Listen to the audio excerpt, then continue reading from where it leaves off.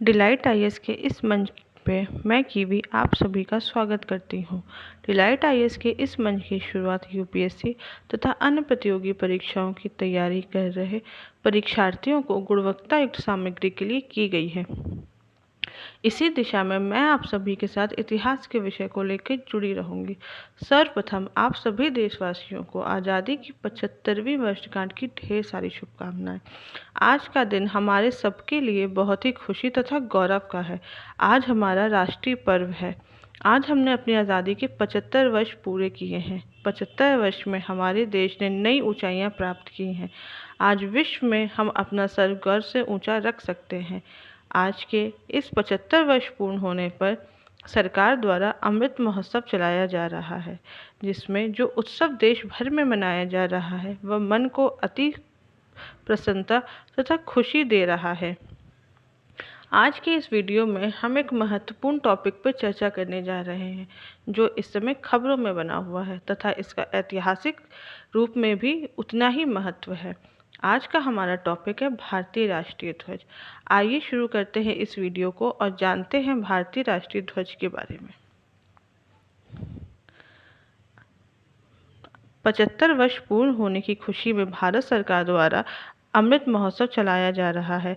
हर घर तिरंगा आज़ादी के अमृत महोत्सव का ही एक हिस्सा है, जिसमें 13 से 15 अगस्त के मध्य सभी देशवासियों को तिरंगा घर में फहराने के लिए प्रोत्साहित किया गया है। सरकार द्वारा तिरंगा फहराने के कुछ दिशा निर्देश भी बरते गए हैं, जो कि निम्नलिखित हैं। तिरंगा फहराते समय कटा फटा ना हो। ध्वज का दंड सीधा और मजबूत होना चाहिए। राष्ट्रीय ध्वज फहराते समय उसके रंगों का विशेष ध्यान रखें, अर्थात केसरिया रंग हमेशा ऊपर होना चाहिए। ध्वज की स्थिति सम्मान की होनी चाहिए। ध्वज पर किसी भी प्रकार का कोई अक्षर ना लिखा हो एवं कुछ छपा भी ना हो। राष्ट्रीय ध्वज के साथ राष्ट्रीय ध्वज के साथ ना कोई ध्वज उसकी ऊंचाई के बराबर हो, ना उससे ऊंचा हो। किसी भी प्रकार के फूल, माला, प्रतीक चिन्ह आदि को ध्वज के ऊपर ना रखें, ना ही उसके दंड पे रखें। ध्वज फहराने के बाद उसको समेट कर सम्मान के साथ रखें। उसे किसी भी प्रकार से फेंके ना। यदि ध्वज क्षतिग्रस्त या कट फट जाए तो उसे पूरे सम्मान के साथ उसको समाप्त करें। सड़क या कचरे में ना फेंकें। इस नियम का हमें एक जिम्मेदार नागरिक होने के नाते ज़रूर पालन करना चाहिए। आज के इस वीडियो में हम भारतीय राष्ट्रीय ध्वज से जुड़े कुछ महत्वपूर्ण तत्वों के बारे में जानेंगे, जैसे कि भारतीय राष्ट्रीय तिरंगे का डिज़ाइन, भारतीय राष्ट्रीय तिरंगे का इतिहास, भारतीय तिरंगे से संबंधित कानून, भारतीय ध्वज संहिता 2002, भारतीय तिरंगे से संबंधित नियम तथा इसके संवैधानिक पक्ष। आइए सबसे पहले जानते हैं भारतीय राष्ट्रीय तिरंगे के डिज़ाइन के बारे में। भारत के राष्ट्रीय ध्वज को तिरंगा कहते हैं। यह हमारे देश की स्वतंत्रता का प्रतीक है। इसमें 3 रंग विद्यमान हैं। यह रंग केसरिया, सफ़ेद तथा हरे हैं। इसमें केसरिया वैराग्य तथा बलिदान, त्याग एवं वीरता का प्रतीक है। इसके साथ ही आध्यात्मिक दृष्टि से यह हिंदू, बौद्ध तथा जैन जैसे धर्मों के लिए आस्था का प्रतीक है। सफ़ेद रंग शांति का प्रतीक है तथा दर्शन शास्त्र के अनुसार यह रंग स्वच्छता तथा ईमानदारी का भी प्रतीक है। हरा रंग खुशहाली और प्रगति का प्रतीक है। ये बीमारियों को दूर रखता है। इससे आँखों में सुकून मिलता है तथा बेरिलियम, तांबा और निकील जैसे इसमें कई तत्व पाए जाते हैं। सफ़ेद रंग की पट्टी पर बना अशोक चक्र मौर्य सम्राट अशोक द्वारा बनवाए गए सारनाथ मंदिर से लिया गया है। इसका अर्थ है जीवन गतिशील है तथा रुकने का अर्थ है मृत्यु। भारतीय राष्ट्रीय तिरंगे के डिज़ाइन का श्रेय भारतीय स्वतंत्रता सेनानी पिंगली वेंकैया को जाता है। उन्होंने इसकी मूल संरचना का निर्माण किया था। उन्होंने 2 प्रमुख समुदाय हिंदू तथा मुसलमानों के प्रतीक के रूप में लाल तथा हरे रंग की बैंड को मिला के झंडे की मूल संरचना प्रस्तुत की थी। उसके पश्चात महात्मा गांधी जी द्वारा चरखे तथा सफ़ेद बैंड को उसमें जोड़ा गया था, जो कि अन्य समुदाय तथा देश की प्रगति का प्रतिनिधित्व करती थी। सन 1963 में पिंगली वेंकैया का निधन हो गया। उन्होंने भारतीय स्वतंत्रता संग्राम में एक महत्वपूर्ण योगदान दिया था, जिसके लिए वर्ष 2009 में उन्हें मरणोपरांत उनके सम्मान में डाक टिकट जारी किया गया था। सन 2014 में उनका नाम भारत रत्न के लिए भी प्रस्तावित किया गया था। आइए जानते हैं भारतीय राष्ट्रीय तिरंगे के इतिहास के बारे में। सन 1906 में ऐसा माना जाता है कि सर्वप्रथम भारतीय राष्ट्रीय तिरंगे को फहराया गया था। यह 7 अगस्त 1906 को कोलकाता के पारसी बागान स्क्वायर में फहराया गया था। इस ध्वज में लाल, पीले व हरे रंग की 3 क्षैतिज पट्टियां शामिल थीं। इसके मध्य में वंदे मातरम लिखा हुआ था, जो कि हमारा राष्ट्रीय गीत है। झंडे पर लाल रंग की पट्टी में सूर्य तथा अर्धचंद्र का प्रतीक था तथा हरे रंग की पट्टियों में आधे 8 खुले कमल थे। उसके पश्चात 1907 में मैडम भीकाजी कामा तथा निर्वासित क्रांतिकारियों के द्वारा जर्मनी में पहला भारतीय ध्वज फहराया गया। यह विदेशी भूमि में फहराया जाने वाला पहला भारतीय राष्ट्रीय ध्वज था। इससे हमें यह ज्ञात होता है कि स्वतंत्रता सेनानी न केवल देश बल्कि विदेश में भी अपनी आज़ादी के लिए तत्पर थे। उसके पश्चात डॉक्टर एनी बेसेंट तथा लोकमान्य तिलक ने 1917 में होम रूल लीग आंदोलन में एक नए झंडे को जन्म दिया। उन्होंने इसमें 5 लाल तथा 4 हरी क्षैतिज पट्टियों से मिलकर झंडे का निर्माण किया। इसमें सप्तऋषि विन्यास में 7 सितारे थे। इसमें एक सफ़ेद एवं अर्धचंद्राकार तारा तथा ध्वज के कोने पर विद्यमान थे। सन 1921 में स्वतंत्रता सेनानी पिंगली वेंकैया ने महात्मा गांधी जी से मुलाकात करके ध्वज की मूल संरचना को प्रस्तुत किया था, जिसमें एक लाल, एक हरे तथा एक सफ़ेद रंग की पट्टियां थीं तथा चरखा भी था। उसके पश्चात 1931 में कई बदलावों से गुजरने के बाद कराची की कांग्रेस कमेटी की बैठक में भारतीय ध्वज के मूल स्वरूप को अपनाया गया। इसमें भारत के ध्वज के लाल रंग को केसरी रंग से बदल दिया गया। इस ध्वज की कोई धार्मिक व्याख्या नहीं थी तथा इसमें ध्वज के रंगों के क्रम को भी बदला गया था। इसमें शीर्ष पर केसरी, उसके बाद सफ़ेद तथा उसके पश्चात हरे रंग को लाया गया था। इसमें चरखे को 24 तीलियों से युक्त अशोक चक्र द्वारा प्रतिस्थापित किया गया था। 1947 22 जुलाई में संविधान सभा की हुई बैठक में भारतीय ध्वज को उसके वर्तमान रूप में अपनाया गया था। सामने प्रस्तुत चित्र में आप सभी देख सकते हैं कि भारतीय राष्ट्रीय ध्वज का किस प्रकार से क्रमिक विकास हुआ है। आइए जानते हैं भारतीय तिरंगे से संबंधित कानून के बारे में। भारतीय तिरंगा हमारे राष्ट्रीय गौरव का प्रतीक है। इसके साथ किसी भी प्रकार की कोताही नहीं बरती जा सकती। इसके लिए भारतीय संविधान में कई प्रकार के प्रावधान लाए गए हैं। इसका पहला प्रावधान 1950 में लाया गया था। इसे प्रतीक और नाम अनुचित उपयोग रोकथाम अधिनियम कहा गया है। यह राष्ट्रीय ध्वज, सरकारी विभाग द्वारा उपयोग किए जाने वाले चिन्ह, राष्ट्रपति, राज्यपाल की आधिकारिक मुहर, महात्मा गांधी और प्रधानमंत्री के चित्रमय निरूपण तथा अशोक चक्र के उपयोग के प्रतिबंधित करता था। उसके पश्चात 1971 में राष्ट्रीय गौरव अपमान निवारण अधिनियम आया था। यह राष्ट्रीय ध्वज, संविधान, राष्ट्रगान और भारतीय मानचित्र सहित देश के सभी राष्ट्रीय प्रतीकों के अपमान को प्रतिबंधित करता था। यदि कोई व्यक्ति अधिनियम के तहत निम्नलिखित अपराधों में दोषी पाया जाता था तो वह 6 वर्ष की अवधि के लिए राज्य विधानमंडल तथा संसद में चुनाव लड़ने हेतु अयोग्य हो जाता था। आइए जानते हैं भारतीय ध्वज संहिता 2002 के बारे में। भारतीय ध्वज संहिता भारतीय ध्वज को फहराने व प्रयोग करने के बारे में दिए गए निर्देश हैं।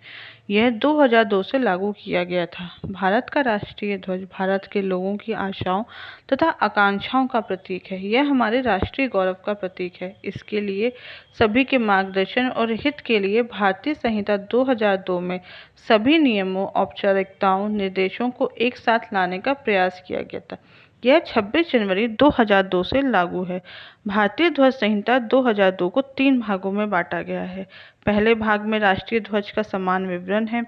दूसरे भाग में जनता, निजी संगठनों, शैक्षिक संस्थानों आदि सदस्यों के द्वारा राष्ट्रीय ध्वज के प्रदर्शन के विषय में बताया गया है। संहिता का तीसरा भाग केंद्र तथा राज्य सरकार और उनके संगठनों अभिकरण द्वारा राष्ट्रीय ध्वज फहराने के विषय में जानकारी देता है। आइए जानते हैं भारतीय तिरंगे से संबंधित कुछ नियम। सन 2002 से पहले आम लोगों को सिर्फ स्वतंत्रता दिवस और गणतंत्र दिवस पर तिरंगा फहराने की अनुमति थी। 26 जनवरी 2002 को भारतीय ध्वज संहिता के द्वारा यह संशोधन किया गया कि कोई भी व्यक्ति कभी भी झंडे को फहराया जा सकता है। अभी तक झंडा केवल हाथ से बुने और काते हुए ऊनी, सूती तथा सिल्क से भी बना हुआ होना चाहिए था, मगर सरकार ने इसमें संशोधन किया है। इसमें अब पॉलिस्टर तथा मशीन से बने राष्ट्रीय ध्वज का भी प्रयोग किया जा सकता है। झंडे का आकार आयताकार होना चाहिए। इसकी लंबाई और चौड़ाई का अनुपात 3:2 का होना चाहिए तथा इसके क्रम का विशेष ध्यान रखना चाहिए। पहले सूर्योदय से सूर्यास्त के बीच में ही झंडा फहराया जा सकता था, परंतु 20 जुलाई 2022 में सरकार ने संशोधन करके यह कहा है कि अब झंडे को आप पूर्ण सम्मान तथा गरिमा के साथ नागरिकों के घर में खुले में दिन व रात फहराने की अनुमति दी गई है। झंडे को कभी भी पानी में डुबाया नहीं जा सकता। इसमें किसी भी प्रकार का फिजिकल डैमेज नहीं करना चाहिए, इसे जलाने, नुकसान पहुंचाने, इसके अलावा मौखिक या शाब्दिक तौर पे भी इसके अपमान करने पे 3 साल की जेल या जुर्माना दोनों हो सकता है। किसी को सलामी देने के लिए झंडे के आगे झुकाया नहीं जाएगा। अगर कोई व्यक्ति झंडे को किसी के आगे झुका देता है और उसका वस्त्र बना देता है तो वह भी तिरंगे का अपमान माना जाता है। तिरंगे को यूनिफॉर्म पहनकर पहनना गलत है। अगर कोई व्यक्ति कमर के नीचे तिरंगे को कपड़े बनाकर पहनता है तो यह भी एक अपराध होता है। तिरंगे को अंडरगारमेंट, रुमाल तथा कुशन आदि के रूप में भी प्रयोग नहीं करना चाहिए। झंडे पर किसी भी प्रकार के अक्षर नहीं लिखे जाने चाहिए, परंतु गणतंत्र दिवस तथा स्वतंत्रता दिवस के दौरान उसमें फूलों की पंखुड़ियां रखने में कोई आपत्ति नहीं है। किसी कार्यक्रम में यदि झंडे का प्रयोग हो रहा है तो उसे वक्ता की मेज को ढकने तथा मंच को सजाने के लिए प्रयोग नहीं करना चाहिए। गाड़ी, रेलगाड़ी, हवाई जहाज की छत, बगल या पीछे के हिस्से को ढकने में भी झंडे का प्रयोग नहीं करना चाहिए। झंडे का इस्तेमाल किसी इमारत में पर्दा लगाने के लिए भी नहीं किया जाना चाहिए। फहराए गए झंडे की स्थिति को हमेशा सम्मानजनक रखना चाहिए। फटा या मैला कुचला झंडा फहराया नहीं जाना चाहिए। अगर झंडा फट जाए या गंदा हो जाए तो उसे एकांत में मर्यादित तरीके से नष्ट करना चाहिए। यदि किसी मंच पर झंडे को फहराया जाता है तो उसे इस प्रकार लगाया जाना चाहिए कि वक्ता का मुंह श्रोताओं की ओर हो तो झंडा उनकी दाहिनी ओर हो। इसके अलावा झंडे या पताका को राष्ट्रीय झंडे से ऊंचा या उसके बराबर नहीं रखना चाहिए। इसके अलावा उसमें फूल, माला, प्रतीक या अन्य किसी वस्तु को उसके पोल के ऊपर नहीं रखना चाहिए। आइए जानते हैं भारतीय राष्ट्रीय ध्वज से जुड़े कुछ संवैधानिक पक्ष के बारे में। संविधान सभा द्वारा 22 जुलाई 1947 को राष्ट्रीय ध्वज के प्रस्ताव को अपनाया गया था। इस प्रस्ताव में कहा गया था कि भारत का राष्ट्रीय ध्वज गहरे केसरिया रंग, सफ़ेद तथा गहरे रंग का तिरंगा होगा। सफ़ेद पट्टी में गहरे नीले रंग का चक्र होगा जो कि अशोक के सारनाथ स्तंभ से लिया गया है। आइए जानते हैं भारतीय राष्ट्रीय ध्वज के संविधान में उल्लेखित कुछ पहलुओं के बारे में। भारत का राष्ट्रीय ध्वज हमारा राष्ट्रीय गौरव है। इसको फहराना तथा इसकी रक्षा करना ये दोनों हमारा मूल कर्तव्य तथा मूल अधिकार है। संविधान के भाग 4(1)(a) जिसमें अनुच्छेद 51(a) शामिल है 11 मौलिक कर्तव्यों को दर्शाता है। 51(a) के अंतर्गत भारत के प्रत्येक नागरिक का ये कर्तव्य है कि वह संविधान का पालन करे, उसके आदर्शों, संस्थानों और राष्ट्रीय ध्वज तथा राष्ट्रगान का सम्मान करे। इसी प्रकार मूल अधिकार में झंडा फहराना हमारा मूल अधिकार है। 23 जनवरी 2004 से पहले एक सामान्य नागरिक को झंडा फहराने का अनुमति नहीं थी, लेकिन नवीन जिंदल मामले में यह फैसला दिया गया कि सम्मान और गरिमा के साथ झंडा फहराना अनुच्छेद 19(1)(a) के तहत हमारा मूल अधिकार है। आज का दिन हमारे लिए राष्ट्रीय गर्व का दिन है। भारतीय राष्ट्रीय ध्वज हमारे गौरव से जुड़ा हुआ है। इसको फहराते हुए देखकर हम सभी देशवासियों को सम्मान तथा गर्व की अनुभूति होती है। यह हमारी भारतीयता का प्रतीक है। यह प्रत्येक देशवासी का कर्तव्य है कि वह झंडे के गौरव, सम्मान, गरिमा को बनाए रखे तथा हमें प्रत्येक को व्यक्तिगत स्तर पर यह प्रयास करना चाहिए कि हम देश के झंडे को ऊंचा बनाए रखें। भारतीय राष्ट्रीय ध्वज किसी भी प्रकार का विभेद नहीं करता। यह धर्म, जाति, रंग, रूप, लिंग किसी भी प्रकार का भेदभाव नहीं करता है। यह हमारी राष्ट्रीयता का प्रतीक है। मैं कीवी आप सभी से अपनी पूरी डेलाइट IAS की टीम की तरफ से अनुरोध करती हूँ कि आप एक जिम्मेदार नागरिक की भांति राष्ट्रीय ध्वज का सम्मान करें तथा आप लोगों से यह अनुरोध करती हूँ कि आप हमारा टेलीग्राम चैनल ज्वाइन करें, जिसका लिंक डिस्क्रिप्शन बॉक्स में दिया गया है। इस वीडियो में मैंने राष्ट्रीय ध्वज से जुड़े हुए परीक्षा उपयोगी तथ्यों का विवरण दिया है। अगर आपको इसमें किसी प्रकार की कमी लगे तो आप कमेंट सेक्शन में ज़रूर बताएं। आने वाले समय में इस प्रकार की आगे वीडियो मिलती रहेंगी।